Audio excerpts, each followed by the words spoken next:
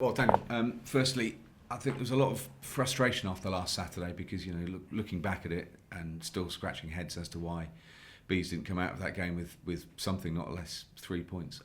What's the training been like this week? Want to get that out of the system and push forward? I think it's important not to dwell on what's happened. Obviously, we know that we've had a couple of results where we've not been at our best, where we've not performed to the standards what we set earlier on in the season.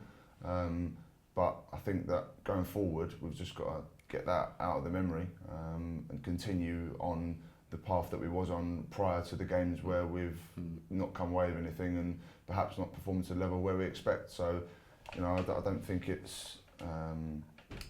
calls for any huge amount of analysis. I think we take the positives that we can, which there has been. Yeah. For sure, there's been positives, but the negatives we address in training and in the meetings that we have, and we move forward and keep striving to play the way that the manager wants us to play and the way we want to play as a group. And I'm sure that we'll come good and we'll get results that we want. Yeah, I mean, the performance was pretty good. I mean, focusing on that, there were maybe a couple of lapses, but on the whole, it's a strange one, isn't it? Because you look at it and say, well, actually, it could easily have been a win. The performance was good enough to generate that. So it's a case of repeating that, but actually taking chances and maybe not, conceding free kicks or maybe one or two wayward elements. Yeah, the gaffers made reference to the fact that the goals we have conceded are 2 penalties, set pieces, an own goal, which is very uncharacteristic for us.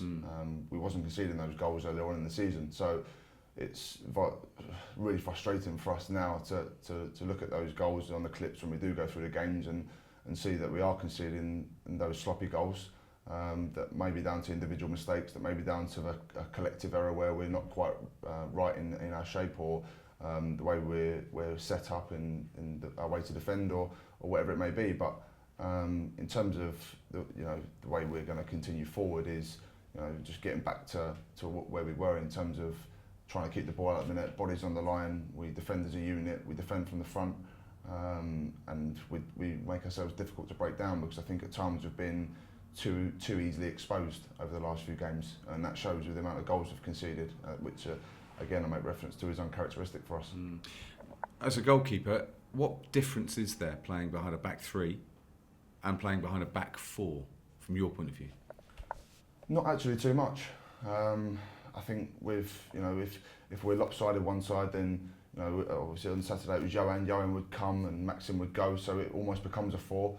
Or at times, if they're very central, then it becomes a 5 almost. We tuck in and we keep our shape and we stay regimented. But at times, I think it took us a little while to adjust to the system, which I think is only natural. But I think we took to it really well on the whole. And like I say, the goals that we did concede weren't down to our shape as such. They were down to a set piece and a penalty, which is. That's nothing to do with the shape. So whatever the manager decides to do in terms of shape on Saturday, I think we'll take to it regardless. And I'm confident in terms of being behind a back three or a back four. And what role do you play when it comes to communication? Because that's obviously key. But when you're communicating with your players in front of you, when you're actually having to say, well, we're getting overloaded on that side, or we need to sort something.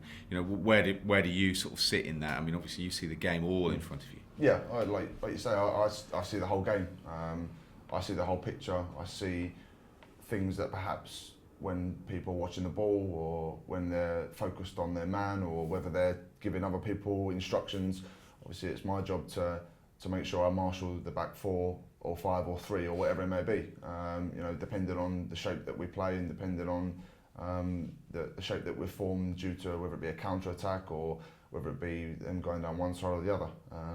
So my information it doesn't change, but it's very specific, it's very to the point, and it's constant. I mean, I come off every game with a sore throat, so I know I've been talking well. But no, I'm one of them. I'm very intense in the way I play, and that's reflected in the way I talk because, like I say, I don't shut up through the game, and I'm sure the defenders can vouch for that. You're going to a Norwich side who are a little bit under pressure themselves, and away from home. Is that sort of pressure something that, as a group, you can use? You can sort of, there will be an expectation on Norwich, and you can turn a fan base pretty quickly. Is that something that, as players, it's in your minds? I don't think it's on the forefront of anybody's mind, to be honest. We know that they started off incredibly well. Yeah. They had some fantastic results. They were scoring goals. They were, a very difficult team to beat. But I think everybody's difficult to beat in this league. There's no easy games, whether teams are under pressure or not. We went to Brighton. Brighton went under pressure, and we went and got the result that I thought we deserved on the day. So it's about our performance on the day and how we approach the game, how we set up, and make sure that we play the way that we know we can. And I don't think personally, I'm not going there thinking that they're under pressure and that we can nick a result. I think we need to go and stamp our authority on the game, frustrate them at times when we need to, and take our chances when we get them. But at the same time, we need to defend from the front and stay solid at the back. Just like we did I made reference to that Brighton game. Yeah. We did that throughout the entire game then. So, a performance similar of that vein would, I think, get us over the line and get us 3 points. And that's what I'm going there aiming to do. I don't want anything less than 3 points. And perhaps we're not the favourites to go there and get 3 points due to our form.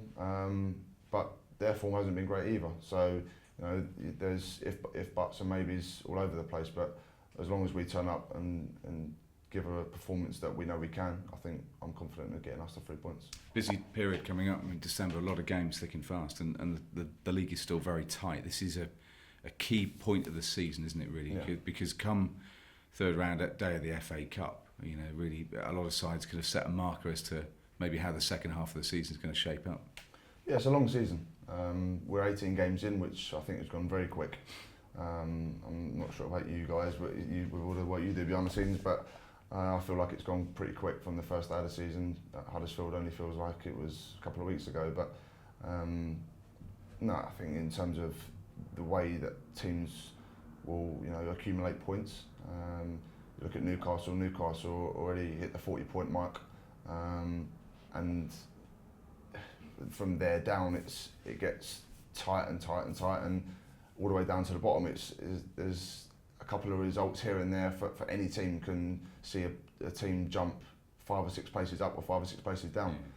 As we've found out with a couple of poor results, we were, approaching the playoffs, and now we're in the bottom half of the table. So with a couple of good results that I think we're more than capable of getting, I'm sure we'll plummet ourselves back up the table, and thereon we'll go on a run, and we know we can accumulate points and accumulate results, because that's the nature of the boys we've got here. We know we've got talent. We know we've got people that are willing to work hard and die for the cause. And just finally, Dean was talking about confidence, and obviously as a group you can gain confidence from each other. Coaching staff are there to try and help with a confidence level. As an individual, what do you do? What sort of processes do you have to maintain not just focus but confidence and that sort of, I suppose, knowledge that that this is a good group. You're a good goalkeeper. Actually pushing forward is something that is really within your grasp. Yeah, I think as a group we're a young group, and everybody's on a learning curve in their own right. Whether it be someone like Josh Clark, who's probably one of the youngest members of the group, or someone like Lasso, who's one of the senior members of the group. Everybody's on a learning curve, and I believe that you're constantly learning through your career, and there's a fine balance in the team of people that are learning. So I think that in the face of adversity, which we have been in the last couple of weeks, a couple of poor results, I think the boys will learn. That's including myself, and I'm sure somebody like Lasso, as I say, is a senior pro, will say the same. You learn about yourself when things aren't going so well, as opposed to when they do go well. Because there's more scrutiny put on the players, there's more scrutiny put on each other, and more scrutiny put on ourselves. So, I think there's every faith in the dressing room that we'll continue to stay confident and remain in the form that we know we can produce. So we know we've done it at the start of the season. We know we've picked up results. We've gone to places like Brighton. We know we've give a good of account of ourselves in games like Reading and games like Preston.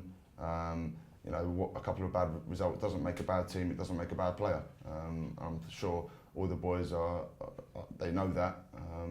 And if there was anybody that was lacking confidence or had their head down a little bit, then the rest of the boys will rally around them and we'll group together and remain strong as a team. And that's all about being part of a team.